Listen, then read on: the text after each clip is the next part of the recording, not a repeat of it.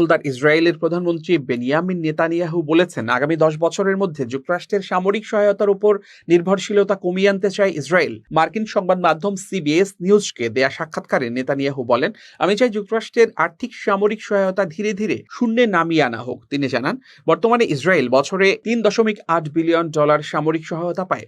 2018 থেকে 2028 সাল পর্যন্ত দেশটিকে মোট $38 বিলিয়ন সহায়তা দেওয়ার বিষয়ে ওয়াশিংটনের সঙ্গে চুক্তি রয়েছে।